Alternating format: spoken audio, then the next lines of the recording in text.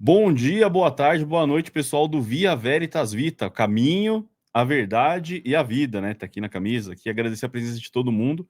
Hoje temos a honra aqui de, além de receber o Arthur, que está ali, receber o Padre Rodrigo, que está com a gente também. Hoje veio aí para a gente conversar um pouco de Bíblia, Enfim, o papo hoje vai render, Padre.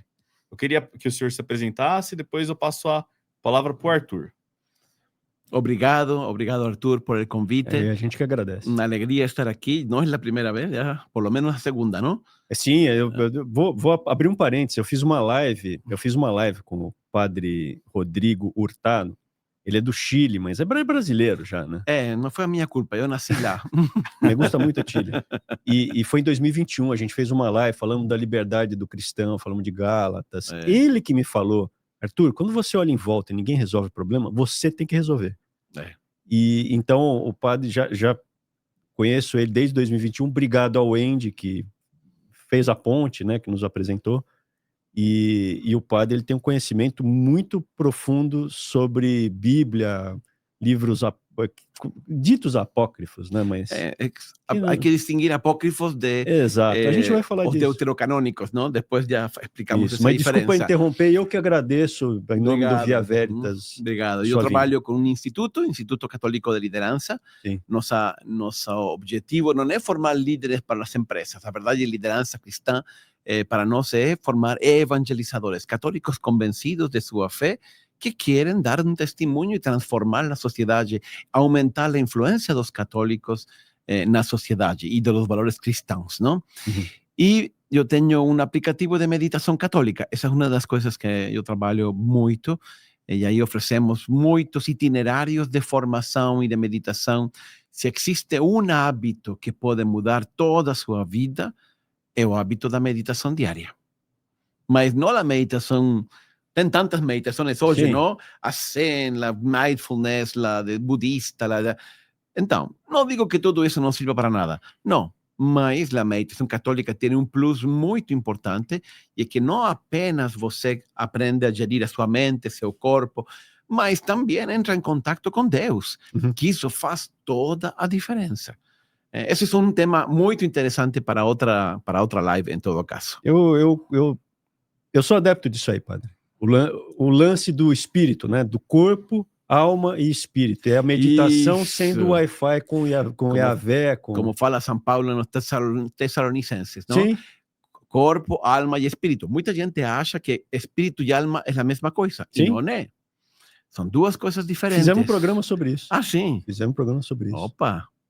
É muito importante conhecer essa diferença e saber como Deus se comunica. Ele se comunica com nosso corpo, com nossa alma e com nosso espírito. E também nós podemos orar com as três dimensões. Então, entender isso nos ajuda muito para também crescer na vida espiritual. Muito bom. Muito bom. Então, o aplicativo do padre aí, você consegue colocar?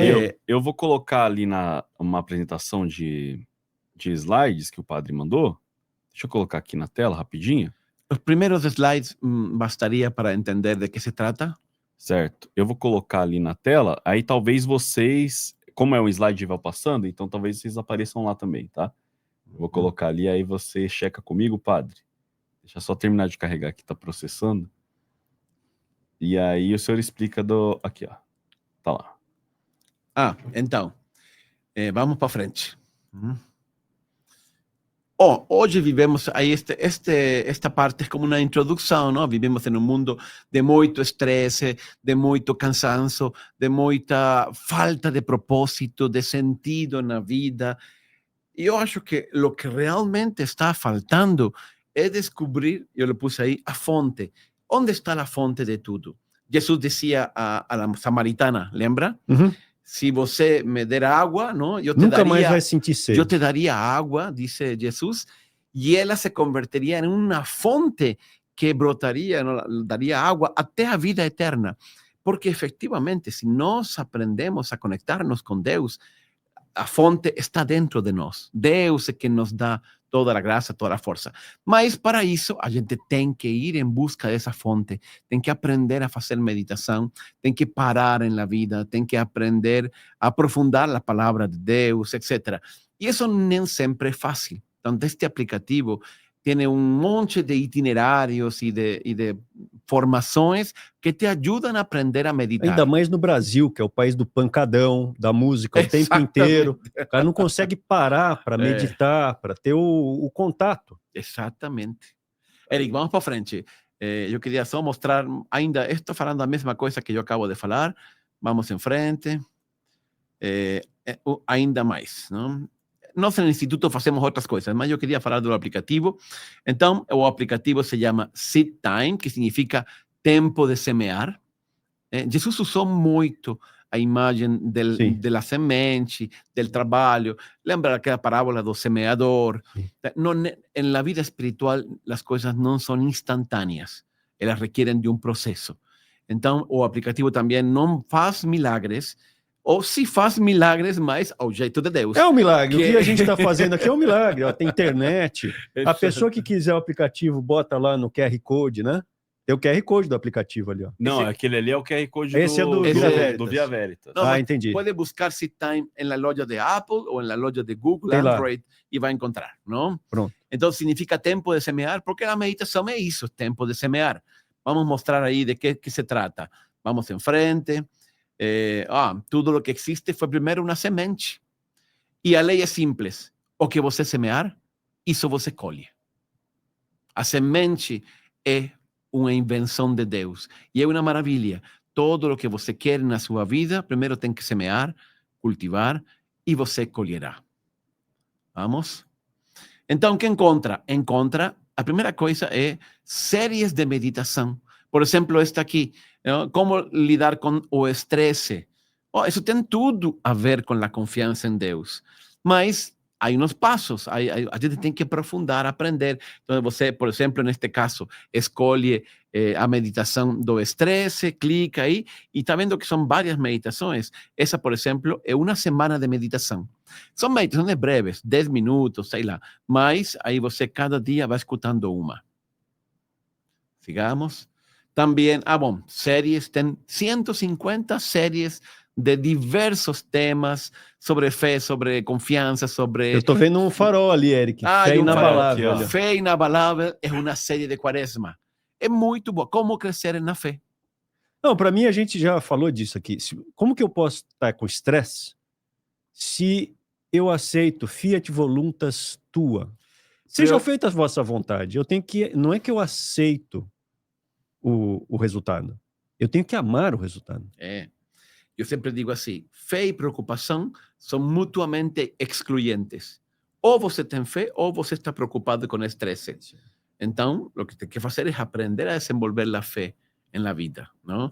Aí você encontra outras coisas, por exemplo, também tem muitas devoções e novenas, mas não novenas de repetir uma oração, novenas meditadas, não?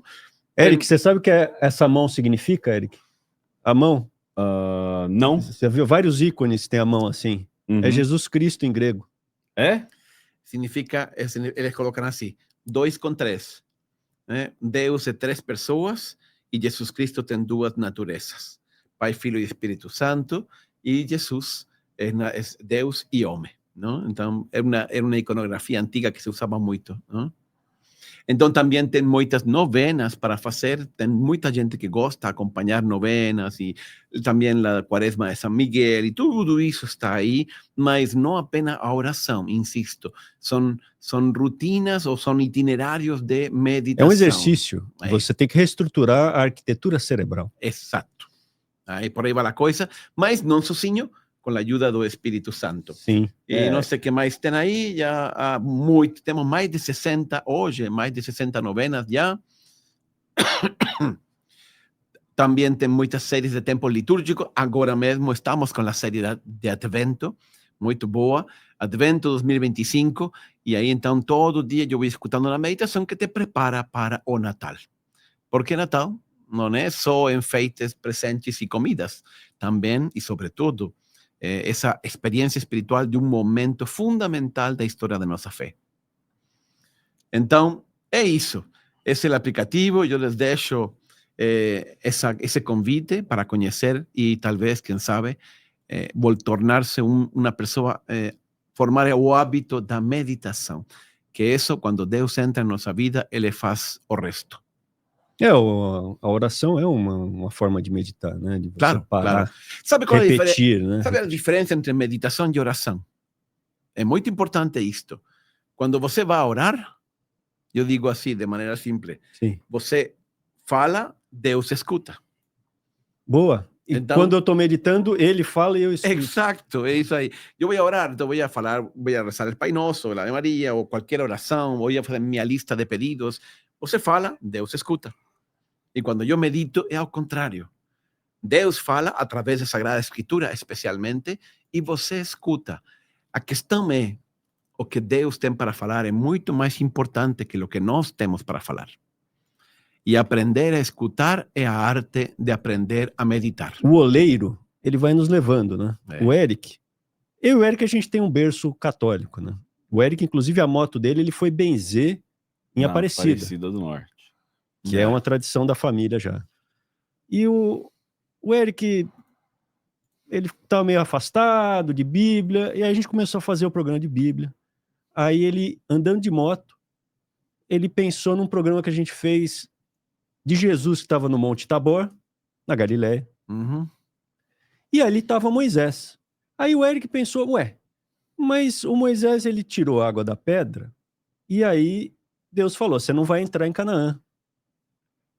Mas no final ele entrou, porque ele estava ali no Monte Tabor, que é em Canaã, é na Galileia. Moisés? Moisés. Não, mas ele morreu no Monte Nebo. Ele morreu. Mas com depois Jesus entrou, tem toda a Isso. razão. A gente nunca tinha... Eu falei, Eric, eu nunca tinha pensado nisso. Então ele ficou meditando na palavra e nunca vi alguém... Eu falei, é verdade, ele estava lá. É verdade, ele estava aí. Elias, Moisés e Jesus. É. E ele que ficou pensando... Você vê, o brasileiro está pensando no pó, na doideira, e ele fica pensando na Bíblia. Pô, Moisés... Então, Eric vai gostar do aplicativo. Olha aí. Sube a moto e coloca uma série de meditações, né? E vai escutando meditação. Boa. É isso aí. E hoje aqui a gente ia falar sobre a Bíblia, né? Sobre os livros. Isso, porque sobre a ideia do Via Veritas, a gente não quer que as pessoas saiam da igreja, que vem... Não tem nem conta, não existe conta bancária. A ideia é unir a cristandade. Eu, quando estava na OEA, eu fui secretário de segurança da OEA, eu fiz reunião com o pessoal do Vaticano para defender quando estavam tocando fogo em igrejas católicas do Chile, lembra disso? Eu fiz a minha parte. É que o povo deixa, né, matar cristão ali na Nigéria. Então aqui a gente se mobiliza para unir, então, ortodoxo, católico, evangélico. Mas o evangélico, ele não tem muito, na Bíblia evangélica, não tem muitos livros que na Bíblia católica... Quando eu lia, quando era criança, eu tinha edições paulinas, que tinha Daniel completo. São vários livros, são 7 livros. Nós temos 72 ou 73 livros, agora explico essa diferença. Bom, mas talvez... Bom, deixa eu responder a pergunta que você lançou já, não? A Bíblia protestante versus a Bíblia católica. A nossa tem 72 livros, ou 73, e a Bíblia protestante tem 66. Ambos tienen 27 libros del Nuevo Testamento. A diferencia no está en el Nuevo Testamento. A diferencia está no Antiguo Testamento. ¿Qué libros son esos libros que faltan? Son 4 libros históricos. A historia de Judith, a historia de Tobías y a historia dos Macabeos. Hay 2 libros de Macabeos, ¿no? Entonces tenemos 4 libros históricos, 2 libros sapienciais, Eclesiástico y Sabiduría, y un libro profético que es Baruch. Esos 7 libros no están en la protestante, son en la Biblia católica. ¿Por qué? Esa es la pregunta, ¿no? Bueno, ahí entonces, te voy a explicar primero la formación del canon. Nos, en la Iglesia Católica, el nombre técnico de la lista de los libros que componen la Biblia es canon. Sí. Canon es la palabra que nos decimos, esa es la lista de los libros oficiales da Bíblia, ¿no? Então, o canon da Bíblia, la verdade, ele se formou en el século IV, con dos concilios, que fueron dos concilios en África, aliás, ¿no? Hipona y Cartago. Y ahí se definió, porque, vamos lá, Nuevo Testamento primero.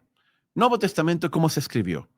Jesús no escribió nada, mas Jesús, que falaba para un público de personas simples, ele quería que seu ensinamento fosse lembrado, lógico.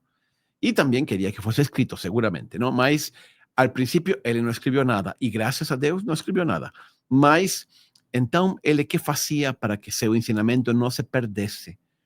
Ele usaba recursos oratorios. Então, por ejemplo, Parábolas. primero, parábolas. ¿Qué es lo que es una parábola? Storytelling. Jesús es el mayor storytelling que yo ya conozco. Maravillosa. As parábolas são de uma profundidade psicológica incrível. São alegorias. São histórias, porque é muito mais fácil lembrar uma história, por isso eu digo storytelling, não? Que lembrar um ensinamento. Ah, não, a história del filho pródigo. Meu Deus! Você escuta uma vez e nunca mais esquece, não? Então, primeira coisa que Jesus fazia era contar parábolas. Em segundo lugar, ele usava antíteses, não? Isso significa duas frases que são opostas, porque é fácil de lembrar. Esse era o motivo. Então, se você quer salvar a sua vida, há de perdê-la. E quem perda a sua vida, a salvará. Não? Muitos últimos serão os primeiros, e muitos primeiros serão os últimos. Enfim, ele usa muito a imagem das antíteses. Outro recurso oratório de Jesus eram as hipérboles. Que é o que é uma hipérbole? É uma exageração, não? Mas quando você escuta uma exageração, você ri interiormente e não esquece. Porque, meu Deus, lembra aquele camelo que não passa por el olho de uma agulha? Não, assim é difícil entrar os que estão apegados às riquezas. O discurso do método do Descartes é um pensamento cartesiano. Ele coloca a hipérbole como um elemento essencial do raciocínio humano. E ele tinha a defesa da substância e da matéria, né? Que Spinoza criticou, falou, não tem, é tudo. Ele fazia essa diferenciação. E o enquadramento dele, como que é o raciocínio que moldou o pensamento ocidental? É hipérbole, hipérbole. E a gente utiliza aqui, porque a pessoa guarda. Às vezes fica até ofendido, mas quando você usa hipérbole, às vezes a pessoa fala, você está achando, como que você fala um exagero desse? Exageração. Exatamente. Mas entra no coração. Exato, ele fica. O que é saber de cor? Cor é coração em latim. É você aprender. Eu aprendi rezar Ave Maria e Pai Nosso em latim. Minha mãe muito bom. rezava. Aí, anos depois, eu estava num cemitério, tinha lá um Ave Maria, aí comecei a resgatar, eu vi. Aí, eu lembro que eu falava para as pessoas, mas como é que você aprendeu isso aí de ver? Não, já estava na cabeça, né? Pater Noster, o Pai Nosso é mais difícil. Pater Noster, qui est in caeli, sanctificetur nomen tuum, adveniat regnum tuum, fiat voluntas tua sicut in terra et in caeli. Sanctificetur nomen panem nostrum quotidianum da nobis hodie. Et dimitti nobis debita nostra, sicut et nos dimitibus debitoribus nostris, et ne nos inducas in tentationem, sed libera-nos a malo. Amém. Muito bom, muito Ave bom. Maria, gracia plena, Dominus tecum.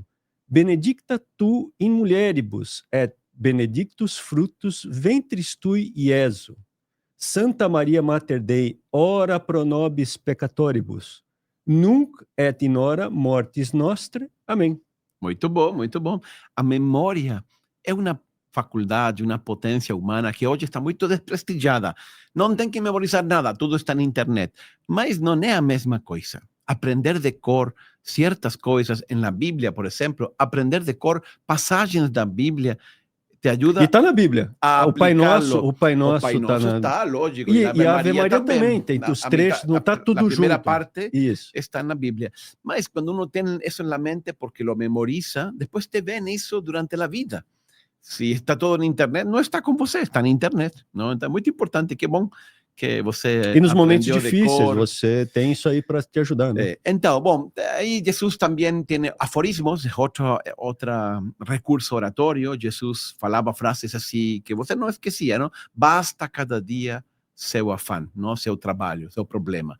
É outra maneira de lembrar. Listas, todo mundo, las 7 no sé qué, los 7 hábitos de la no sé qué, los 5 no sé qué. Jesús también, ¿no? Ahí están las bienaventuranzas, bienaventurados los pobres de espíritu, bienaventurados los que lloran, bienaventurados. Ese tipo de listas también ayuda a lembrar. Entonces, eso fue lo que fez Jesús.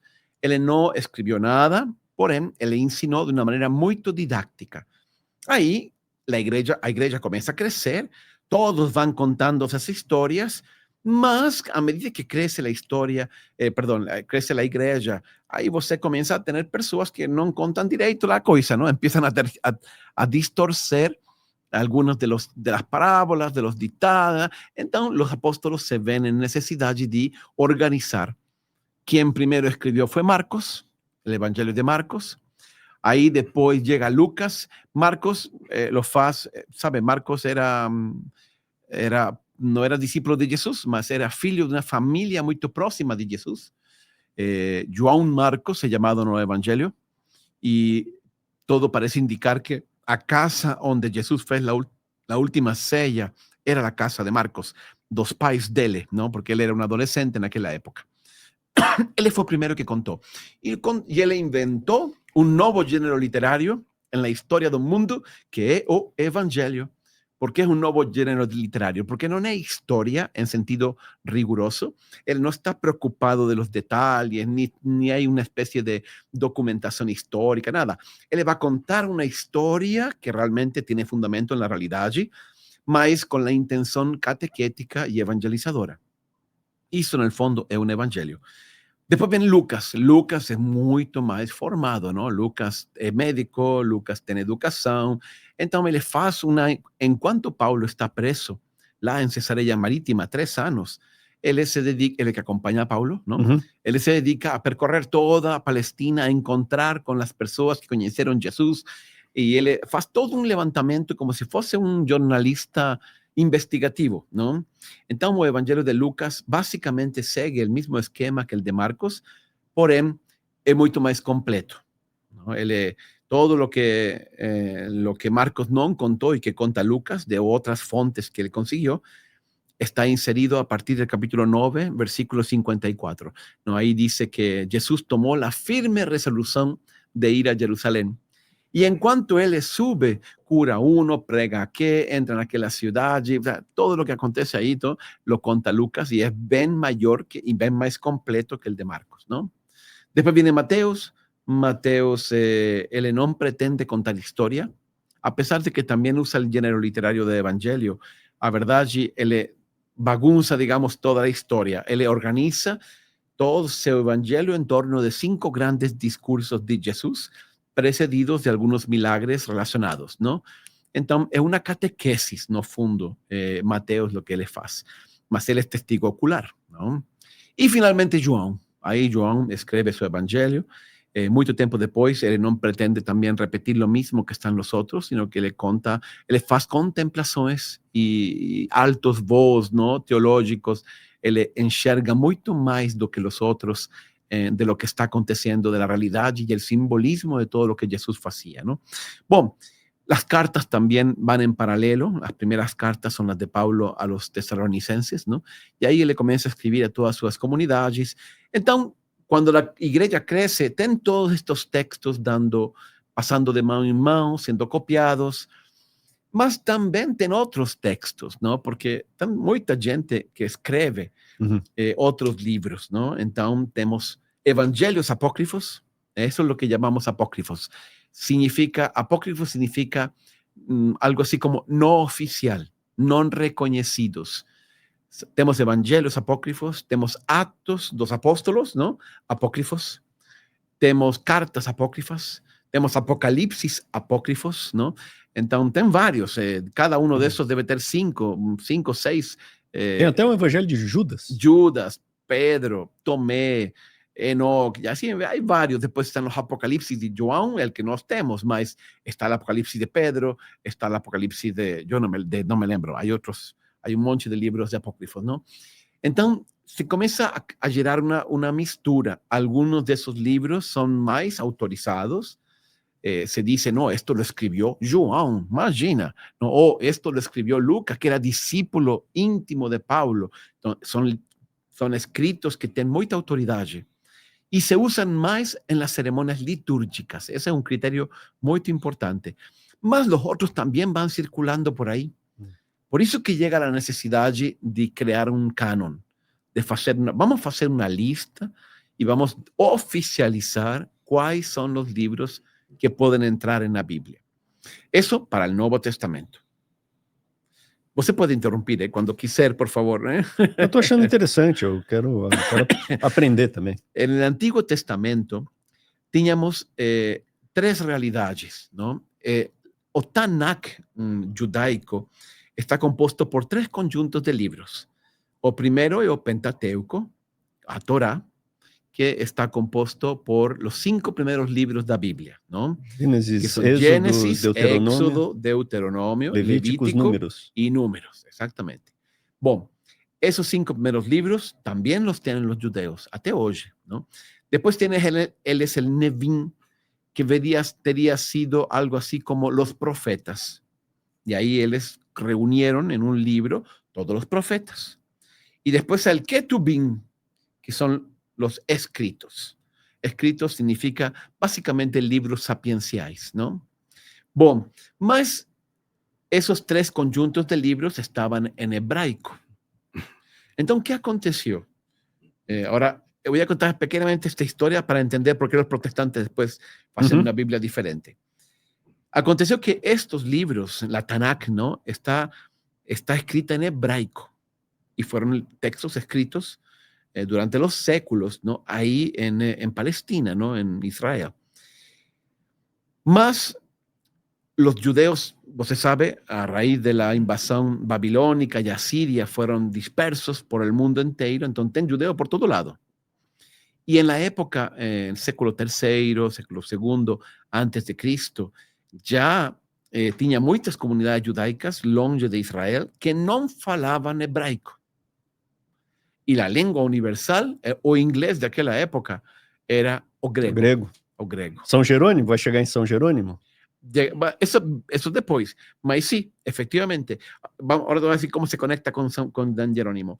Como ellos no falaban hebraicos, en el século III antes de Cristo, los judeos reúnen 70 sabios para hacer una compilación del Tanakh, de los libros de los judeos, y traducirlos con mucha seriedad y todo al griego. Y en esa traducción, por causa de los 70 sabios, se llama la Septuaginta, ¿no? Esa traducción, ella incluye esos 7 libros que no aceitan los judeos, no aceitan los protestantes, perdón. ¿Por qué ellos incluyen esos libros? Porque ellos no fueron escritos originalmente en hebraico, más ya fueron escritos en griego, porque son libros más posteriores. Mas era la Septuaginta, era la Biblia judía que todo el mundo aceitaba, tanto que Jesús y los apóstolos, esa Biblia que les citan, que les leen, que les estudian, y ellos eran judeos, ¿no? Y ellos usan eso y citan por todo lado. Los apóstolos en la primera comunidad cristiana también usan la Septuaginta, porque el mundo fala griego, no fala hebraico. Entonces, eso era lo común. Va a ser un século después que los judeos, con raiva dos católicos, dos cristianos, ¿no? Van a hacer una reunión entre ellos, ¿no? Acho que se llama Yavni, que es una especie de concilio judaico, y ellos establecen que solo va a valer los libros hebraicos y no los griegos.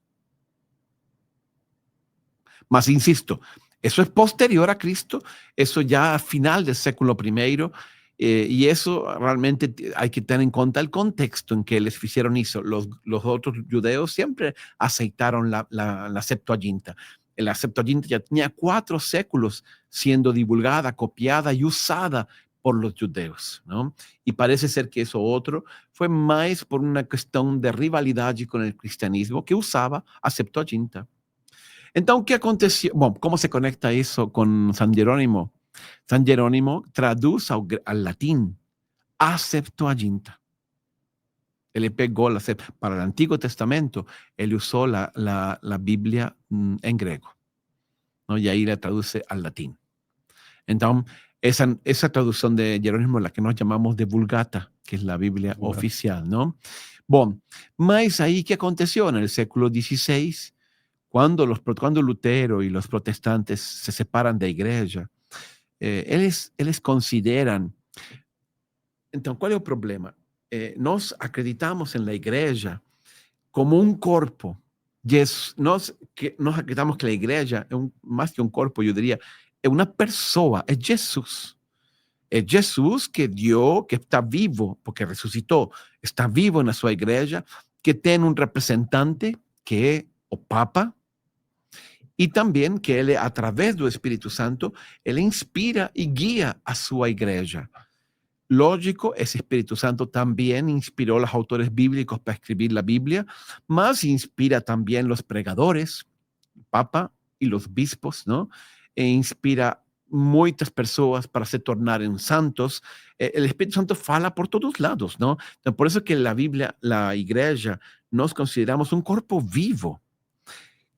¿Qué piensa Lutero? Lutero piensa, ese cuerpo vivo que la iglesia está corrompido. Se deterioró por completo. Ya no da para identificar ahí a inspiración y la voz de Dios. Entonces, ¿qué vamos a hacer?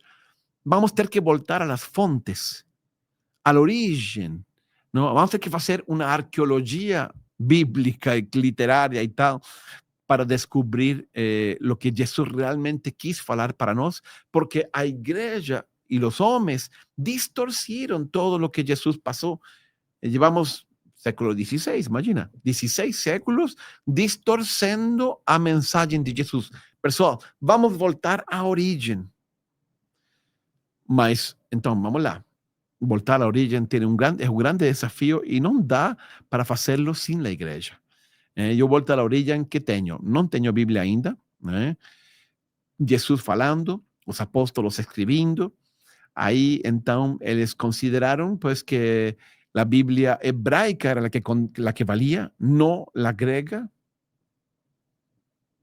Y eso es una contradicción, porque a mesma iglesia católica, ¿no? En aquella época no había división, ¿no? A mesma iglesia que crió el canon del Nuevo Testamento fue el que, digamos, aprobó también el canon del Antiguo Testamento, de los 47 libros, de los 46, ¿no? Entonces, ¿por qué yo acepto que ese conjunto de obispos en el concilio de Hipona aprueben el canon del Nuevo Testamento y Lutero acepta eso? Mas no apruebo que ese mismo conjunto de obispos que aprobó el canon del Antiguo es válido. Ah, no, yo voy a ir con el canon hebraico. ¿Por qué? Si la autoridad ya es la misma. Él les dice, no, solo a escritura. Sí, solo a escritura, mas la escritura no existiría sin ese cuerpo vivo que hay iglesia y que crió y faló. Estos son los libros autorizados, auténticos, que transmiten el mensaje de Jesús y estos no. Entonces, decir solo escritura es una contradicción también. O sea, sin la iglesia no tem Biblia. Bom, mas o fato é esse. Então, eles aprovam a Bíblia hebraica e deixam esses 7 livros fora. Eu falei 7 livros, mais um trecho de Esther e um trecho de Daniel, que estão escritos em grego, não? Por isso que eles também rejeitam. Estos 7 libros y los trechos de Daniel y Esther se llaman deuterocanónicos. En griego, deutero significa segundo. Y canon lista. Entonces, segunda lista. La primera lista va a ser, digamos, la hebraica, la segunda lista, la griega, ¿no? Entonces, por eso que es distinto de los apócrifos, ¿ve? Los apócrifos nunca fueron libros reconocidos oficialmente. Que no significa que falen puras mentiras. No, lo que pasa es que, a ver, algunos de esos apócrifos foram escritos muito tempo depois, não são dos apóstolos. Um dos critérios para o concílio de Hipona e de Cartago aprovar a lista, os livros válidos da Bíblia, é que tem que ser livros escritos por los apóstolos que tiveram contato direto com Jesus ou por discípulos de los apóstolos. Ou seja, tem que ser muito próximo. Estes livros apócrifos são do século II até o IV. Então, já se perde a conexão com Jesus. Primeiro argumento. Segundo, é que eles narram coisas meio fantasiosas que você diz, isso não encaixa, não, com o que narram os evangelhos, que são os próprios discípulos de Jesus. Tem um evangelho que fala de Jesus criança, que ele faz ressuscitar os passarinhos. Que faz um passarinho com lama, não, com barro, e aí sopra e ele vive. Tem outra história também do evangelho da infância de Jesus, que havia duas crianças brigando, e então chega Jesus e lhe diz a uno, já, não sei que, algo falou, não? E aí a criança morre, cai desmaiada, morta. Então Jesus diz, agora ressuscita, e la ressuscita. Bom, não voltem a brigar. Então, a gente diz, isso como que não. Os apócrifos do Novo Testamento nunca me inspiraram. Nunca tive curiosidade, mas os ditos apócrifos que no final estão no cânon.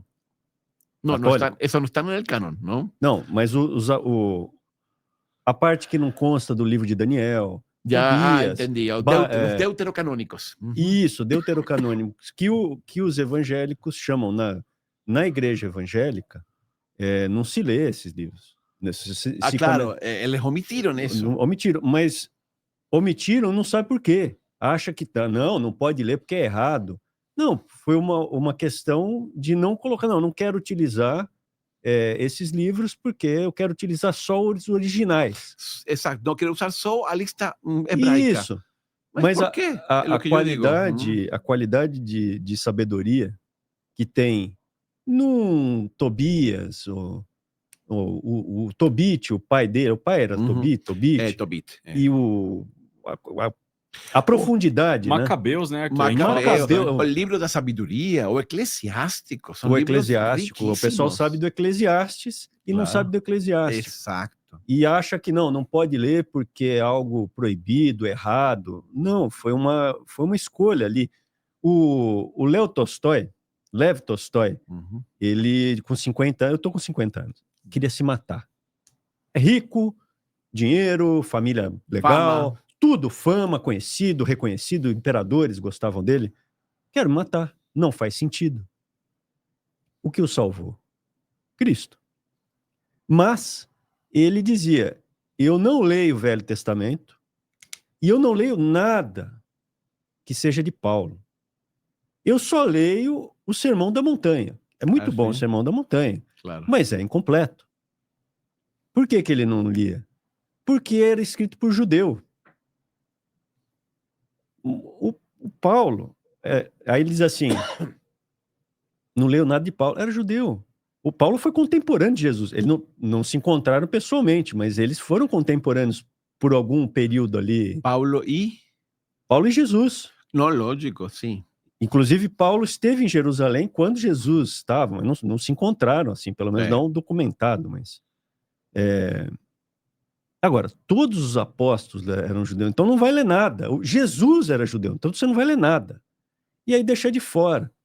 Mas muitas vezes, uma coisa que te abre a mente é uma frase, a palavra, que pode estar num texto desse.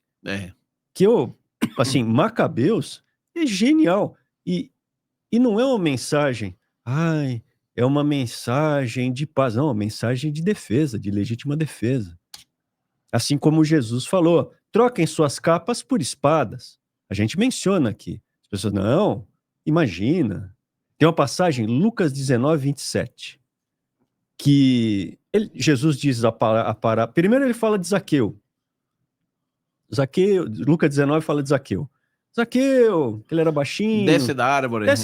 Ele fala, o que eu tenho, eu dou metade para as pessoas, e se eu fizer maldade, eu pago 4 vezes a indenização. Beleza. E agora eu vou falar uma parábola. Ele fala a parábola das minas.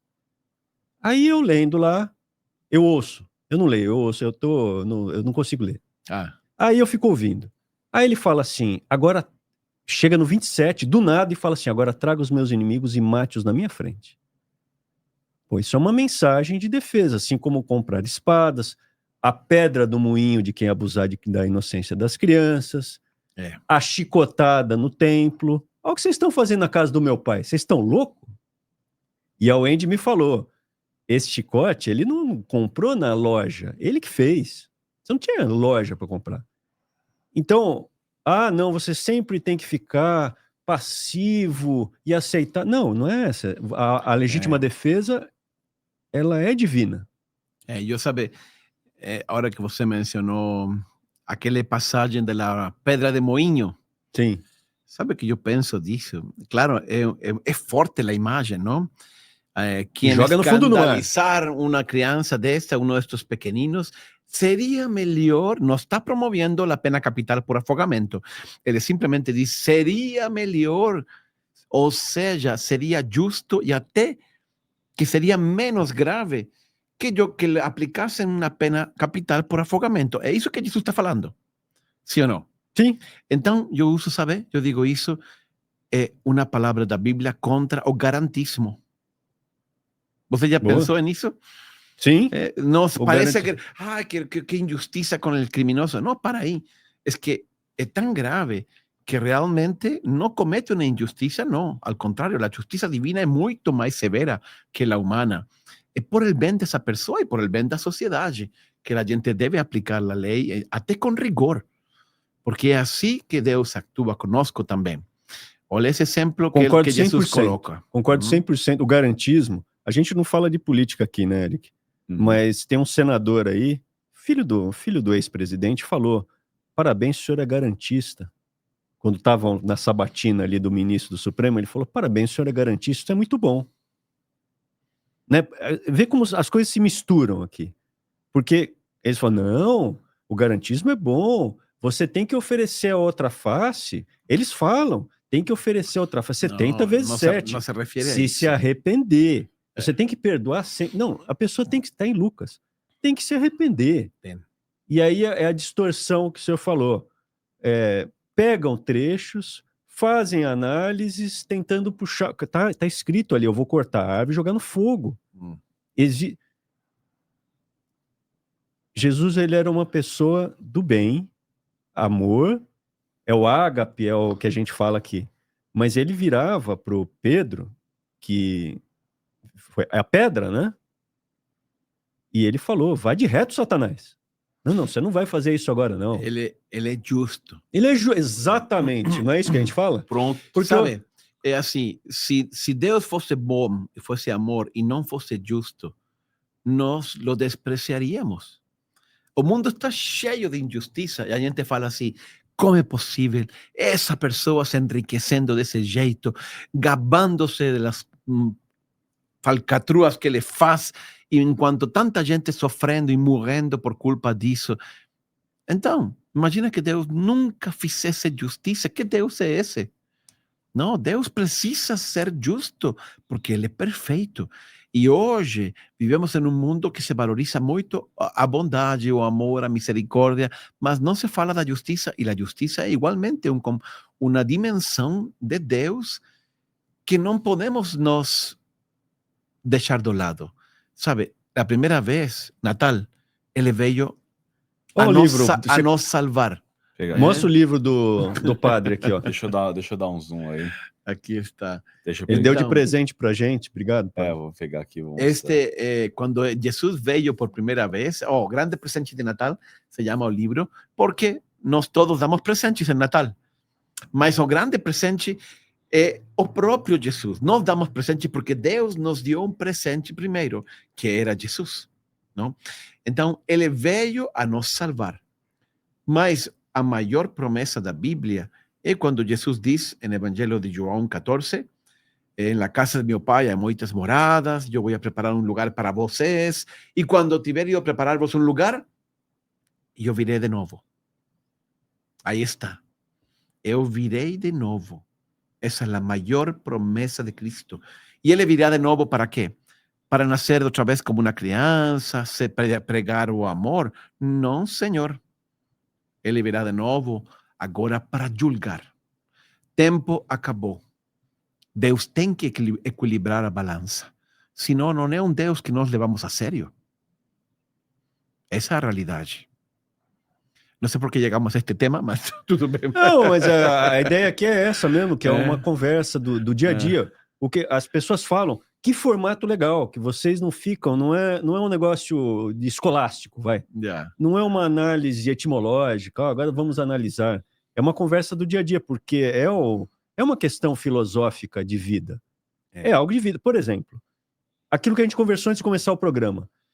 Você é uma coisa que eu ouvi de estoicos. Para você ter a liberdade, você ter a liberdade plena, você tem que ser escravo da virtude. O que é a virtude para nós? É Cristo. E existem regras de conduta muito claras do cristão que não tem no Velho Testamento. Ter uma mulher só, né? Não ser devasso, ter autocontrole. Isso tem Pedro, tem Gálatas, tem várias passagens. Muitas, É muito lógico, mais difícil você ser cristão. Só que é muito mais fácil. São essas dicotomias. Para você ter a sua liberdade, você tem que ser escravo de Cristo. Você ser servo de Cristo. E aí o que ele fala em João 15:15? Você não é mais o meu servo, você é o meu amigo. Então você caminha do lado dele. Mas primeiro você tem que deixar de ser o escravo da carne. Pô, mas eu não posso mais comer que nem um porco. Eu não posso ir mais na casa de tolerância. Que absurdo.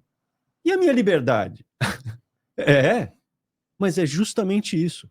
Você vai ser livre quando você for escravo do Salvador. O que passa é que realmente o cristão católico também, não? Ele tem um conceito de liberdade que não é o conceito da pura indefinição. São dois conceitos de liberdade. No primeiro, liberdade é sinônimo de indefinição. E, portanto, eu posso escolher uma opção. Para o cristão, a liberdade não é a possibilidade de escolher. Não. A liberdade para o cristão é escolher o que é certo e o que me edifica e o que me faz uma pessoa feliz. Que sentido seria ter uma liberdade que ao final eu todas as escolhas... Primeiro, tem duas possibilidades. Não escolher, a pessoa que não escolhe porque quero ser livre. Então, se eu escolho, você renuncia. Isso é um fato, não? Sim. Então, eu não vou escolher porque eu vou ficar... Imagina que você... Vamos colocar um exemplo. Esse conceito de liberdade. Você chega a um restaurante de um buffet. Aí pega seu prato e chega a las saladas. E você diz, não, eu não vou tomar salada porque depois vêm as coisas boas, não? Aí vou preencher o prato com salada, não. Aí sigue. Encontra todos os contornos, arroz, pasta, não? Não. Tem que esperar as coisas boas, não? E aí você sigue para lá. E aí chega a proteína, sei lá, frango. E aí você não pega também, não, porque pensa, não, porque a sobremesa deve estar muito boa. E aí depois chega a sobremesa e não pegou nada. Essa liberdade, que liberdade é essa? Não escolher. Muito jovem hoje, não quer casar, não quer tomar decisões porque acha que é isso ser livre. Isso é, você fica no vazio, no vácuo. Você não se constrói. Você é as suas escolhas. Se você não faz escolha, você é um eterno imaturo que nunca desenvolveu nada. Não, presente de Deus, é o livre-arbítrio. Então, é o meu livre-arbítrio, escolher. Agora, escolher. Agora, se eu, isso não é escolher. Agora, eu tenho outras duas possibilidades. Escolher o que é errado, que me destrui como pessoa, e escolher o que é certo. Onde está a verdadeira liberdade? Em escolher o que me destrui, que me faz infeliz, que me degrada. O ser humano tem essa possibilidade. Os animais não são livres. O tigre, este é um exemplo que coloca... Animas nobres e animas viles. É um exemplo que colocava um filósofo espanhol, dizia, o tigre, ele não é livre. E por isso que ele não pode destigrar-se, não? Mas o ser humano sim. e ele pode desumanizar-se. Mas a liberdade é escolher o que é bom. Por isso que você dizia ser escravo da virtude, não? Nesse sentido, de escolher, ter a liberdade é ser livre de todos os erros, ser livre de todos os apegos, para poder escolher o que é certo, o que me faz feliz, o que me edifica. Esse é o conceito cristão de liberdade. E aí se entende muito mal hoje, não? Totalmente. O Arthur Schopenhauer, meu xará, ele dizia assim, beleza, você acha que tem a sua liberdade de escolha, mas o que você está escolhendo é você que escolheu mesmo? Você tem certeza que é você que escolheu? E quando te colocam o cardápio, atualmente, mas isso na história da humanidade, o cardápio qual é? Culturalmente, pode envolver animalia, loucura, podridão, droga, embriaguez, tudo de ruim. Tudo de ruim. E aí a pessoa acha, estou escolhendo, pelo menos eu escolhi. Não, você não está escolhendo, alguém colocou no teu caminho o encardido, Baal, chame como quiser. Ou está escolhendo o seu instinto, as suas paixões. A carne, o cão, então, o bicho. Você destrui a sua vida porque não tem liberdade para escolher o que lhe faz feliz e o que realmente lhe constrói como ser humano. E isso não é seu. O corpo não é seu. A gente fez um programa sobre isso. O corpo não é seu. Isso aqui é um emprestado. Isso é emprestado. Quando morrer, você restitui. Você restitui. Não é seu. Use com respeito. É o templo. Isso aqui é o templo do Espírito Santo. E é isso que as pessoas não entendem. A gente fez um programa aqui, porque o Brasil tem esses temas diabólicos. E o brasileiro acha que está tranquilo ele chifrar a mulher dele. E ele está colocando o Salvador no corpo de uma mulher da vida. E quando coloca esses... Mas não pode? O cara não faz ideia que está na Bíblia. E compra livros de autoajuda, não sei quando está tudo no manual. A gente fala que a Bíblia é o manual de instrução. Se você baixasse na terra, lê a Bíblia. Siga a Bíblia. E aí você será feliz. Pô, como que eu vou ser feliz se eu não posso mais fazer as minhas Porque é o lado animal, né? A carne. É justamente... Isso vinha os filósofos pré-socráticos, socráticos, sempre nessa discussão de você se controlar, o controle te leva a uma felicidade maior. Tem também a questão do budismo, do desejo, né? Mas para mim é incompleto. Exatamente. Tudo isso é incompleto. Exatamente.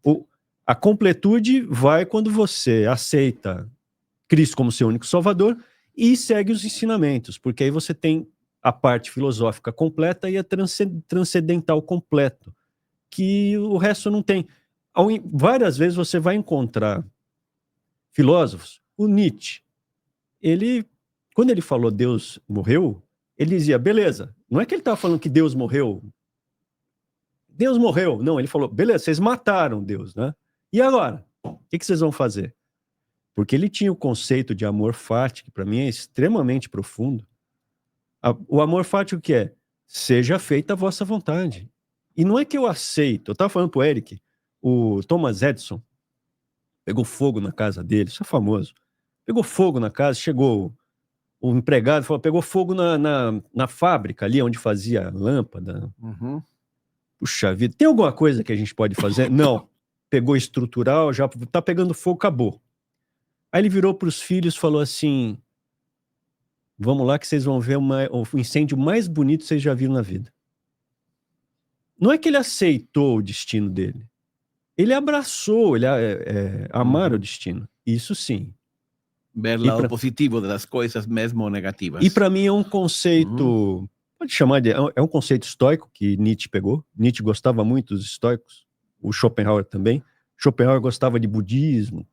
O lance do desejo, né? Que também te destrói. Esse tema del budismo também, eu falo muito, porque as pessoas me vêm, como eu trabalho divulgando muito o tema da meditação. E aí, padre, e a meditação budista? Olha, eu falo assim, o budismo, a filosofia que está por trás do budismo não é compatível com a fé católica, por o seguinte motivo. Na verdade, Buda pensava, ele contemplava a vida e então ele chegou à conclusão: que é o que faz sofrer o ser humano? Opa, o que faz sofrer ao ser humano é o desejo. Ele deseja algo e não lo consigue. Por exemplo, ele deseja estar com uma pessoa que ama e essa pessoa morreu. É por isso que sofremos. Eu desejo ter coisas e não tenho porque sou pobre. Eu sofro porque não tenho o que eu quero. Então, o problema do sofrimento, em último análise, é que nós temos um monte de desejos. Se você quer ser um bom budista, então, sabe, e ser feliz e viver em paz, não tenha desejos. Renuncie, desprenda-se de todos os seus desejos. Ok, também o cristianismo tem esse desapego, mas nós lo temos em um sentido diferente. Nós temos o sentido del desapego de las coisas materiais porque nós vamos receber outras eternas, transcendentes, muito melhores. Mas não dá para viver sem desejos. O ser humano tem desejo, nós temos, mais ainda, nosso desejo é infinito. Nós queremos o infinito. Nós queremos vida eterna. Nós queremos algo que não se encontra neste mundo. Então, renunciar a los desejos, en cierto sentido, es convertirse en una planta. No. Neutralizar, né? Se neutralizar. Então, está bem desprender-se das coisas, não estar apegados a las coisas materiais. Não, está tudo bem isso. Também é parte do cristianismo, mas nosso desejo é Deus. Então, a diferença entre o cristianismo e o budismo é que o budismo não tem Deus. Te esvazia. Buda não era Deus. O cristianismo te preenche, mas com Deus, não com coisas humanas. Para o budismo, nem Buda era Deus. Não existia claro, figura de Deus. Ele é um iluminado, lógico, não é Deus, não? Então, inclusive, eu lembro em uma ocasião, uma jornalista estava entrevistando a Buda. Não a Buda, não, al Dalai Lama. A Buda, imagina. Al Dalai Lama, não? E então, estava explicando o Dalai Lama o que era o budismo, não? E explicando este conceito de desprender-se de todo desejo. E de pronto a jornalista le interrompe e le diz: mas você deseja a independência do Tibete, não? E aí ele ficou sem palavras, não? Pois é verdade. A gente tem desejos, isso é natural. E isso não está mal. O importante é não preencherlo com coisas deste mundo, sino com Deus. Olha que diferente o cristianismo do budismo nesse sentido. Mas aí temos que falar da Bíblia, então. Então, vamos voltar à Bíblia? Vamos lá. Eu vou colocar ali na tela, é que aqui já tá dando 1 hora. Aí eu não sei se vocês querem falar disso, se quer marcar um outro dia com o padre, para não ficar muito longo, ou se quebra em 2. Vocês que sabem. O senhor que manda, padre. Que a gente pode fazer um outro programa sobre... A gente fala dos macabeus, até da festa. Nós chegamos a falar da Hanukkah e da festa. De Hanukkah, né? Que é a festa das luzes, por causa do óleo que ficou lá no templo, não era isso? Não, foi porque Antíoco IV, esta é uma história do livro dos Macabeus, não? Sim. Antíoco é um livro Epifânio, de história. Até para quem está assistindo, lê. Você que está assistindo aí, vai ler. Que ele é uma aula de história. Ele começa falando de Alexandre o Grande. Exatamente. Do pai dele. Ele tem uma parte, uma descrição de Alessandro até que muito bonita, não? Na Bíblia aí. Eu digo sempre, eu dou classe de Bíblia e o que eu faço na classe de Bíblia é justamente falar e contar às pessoas a história da Bíblia, a história da salvação, a história do povo de Israel.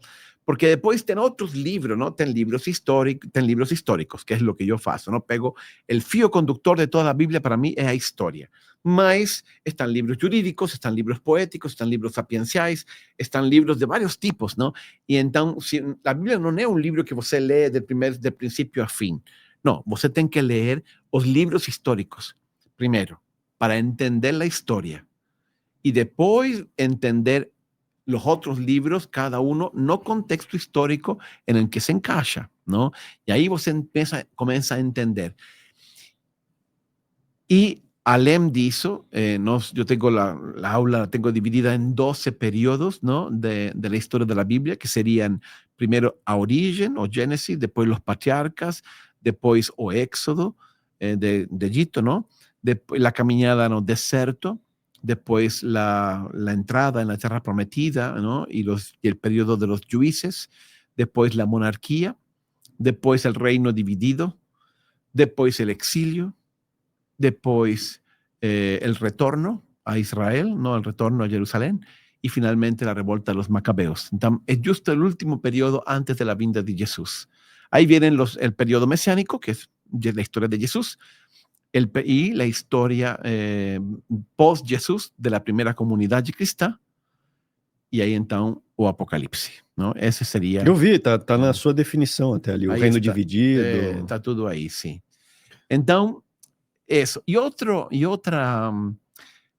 fio conductor, quien promueve esta idea o quien desenvolvió esta idea es un famoso pregador que era protestante, convirtió al catolicismo americano, que vos seguro conoce, ¿no? Que es Scott Hahn, ¿no? Scott Hahn, él tiene una teoría muy interesante que le dice que el fio conductor de la Biblia son 6 alianzas. A história da Bíblia é a história de Deus querendo fazer uma aliança com a humanidade, conosco. E uma aliança que nós fazemos com ele. Primeiro, ele faz aliança com o ser humano, aí nós falamos sim, nós seremos fiéis, e o homem é infiel, não? A través da história, não? E aí Deus volta e outra vez faz uma aliança, e outra vez faz uma aliança, até chegar a Jesus. ¿Cuáles son esas alianzas? Son 6, ¿no? Primero, Deus faz aliança com Adán y Eva. En esa aliança, o símbolo de esa aliança é a árvore. A aliança sempre tem uma promessa de Deus, que normalmente é eu vou fazer felizes vocês, mas também tem uma exigência, ¿no? Que no caso da primeira aliança é não comer da árvore do bem e do mal, não lo que decíamos antes, escolher o bem, ¿no? E também tem uma condição e depois um símbolo, que o símbolo é a árvore. Depois, a segunda aliança é Noé. Deus, de novo, promete para Noé uma descendência muito grande, mas tem umas condições, como são as leis noéticas. Não são 10 mandamentos, são 7 mandamentos, não? Mas ele se compromete também a amar somente a Deus, a adorar somente a Deus, e outras, não matar, né? Por exemplo, não comer, não tomar sangue de animais sacrificados. Essas são as leis noéticas, não? E o símbolo dessa aliança é o arco-íris. Em terceiro lugar está a aliança com Abraão. O símbolo é a circuncisão. Depois de Abraão está a aliança, ¿cuántas levamos? Adán y Eva, Noé, Abraão. Aí viene a aliança com Moisés. O símbolo é a Páscoa. El cordero, ¿no? Lembra de la salida de Egipto. Moisés es la cuarta. A quinta es David, cuando él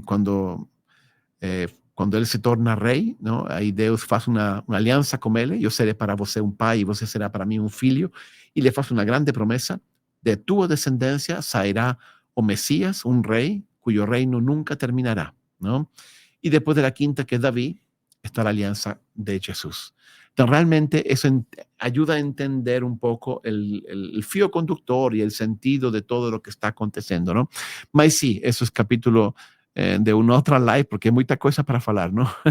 Não, se o senhor topar, a gente pode fazer outra live para falar. Sim, claro, claro que muito sim. Obrigado, eu agradeço muito. Agradeço mesmo, padre. O senhor veio aqui no estúdio, e já fizemos... É melhor assim, de vivo. Em 2021 já fizemos, assim, é que é difícil... O tráfego é muito grande, né? E não, aí... mas como você falou, realmente, eu cheguei muito rápido. Eu moro aqui perto, eu estava na Faria Lima, de fato, e peguei aqui, eu sei, uns 25 minutos estava eu aqui. Esse já. É o problema, que é próximo, só que dependendo do trânsito pode demorar 3 horas. Por Foram exemplo, 20 minutos, eu falei 20 minutos da Faria Lima, e eu chutei, eu não sabia que isso já estava na Faria Lima. Já. É 20 minutos da Faria Lima até que chegou. O instituto fica aí en el metrô Faria Lima. En la plaza de la batata, ¿no? Largo Então, da batata. Chegou aqui em 20 minutos, 15 minutos já estava aqui, mas... só que agora vai chegando, por exemplo, agora são 4 horas. Agora começa a ficar 4h20, baixo astral. já começa a ficar... A ver, trânsito na marginal, não? Pesado, marginal. Trânsito em tudo, né? Hoje em dia não tem mais. Não, mais. mas tudo bem. Se tem que fazer online também não é problema, não? É só questão de combinar. Isso, a gente podemos marcar aqui de novo, se eu puder, a gente marca aqui de novo. Claro e agradecer sim. E dizer aí, o pessoal que está assistindo, seguir o que o padre falou, porque muitas vezes o cara fala, não quero ficar lendo a Bíblia, é filho de não sei quem, filho de não sei quem. É. Me cansa muito. Aí você desiste. É Pula verdade. isso aí, tenta ver. E tem a parte histórica também, porque às vezes o cara abre lá Sofonias, ele não sabe Nínive. O que está acontecendo? É Babilônia para cá? O que tá... É você ter um fio histórico para entender. Então, aí está o aplicativo. Todas as meditações do aplicativo estão baseadas na Sagrada Escritura. Aí você tem uma história, por exemplo, uma série de, acho que são 20 meditações, sobre toda a vida de Jonas. Tem outras sobre a vida de Neemias, outras sobre cartas de São Paulo. Uma maneira muito prática de aprofundar na Bíblia é baixar o aplicativo e acompanhar meditações, não? Uno aprende muita coisa fazendo meditação. Excelente. É isso Padre, aí, muito então. obrigado. Em nome De do Via nada, Veritas, a imagina. gente agradece novamente. a sua Parabéns vida. pelo trabalho e Obrigado. seguir evangelizando. Muito obrigado, Padre. De nada. Valeu, muito obrigado, pessoal. Agradecer a presença do padre aqui também e lembrar vocês de entrar no grupo do Via Veritas aqui, beleza? Nesse QR Code. Mais uma vez, muito obrigado, padre. Obrigado, Arthurzão da Massa, que tá Valeu. vai mais pro Paraguai do que para Osasco, mas tá bom. Podia ir pro Chile também. né? Então, quem sabe. Então é isso, pessoal. Valeu. Fiquem com Deus aí. Boa semana. Não sei quando vocês vão estar assistindo isso aqui. Bom dia, boa noite, boa tarde. Bom resto de semana aí para vocês. Valeu, um abraço.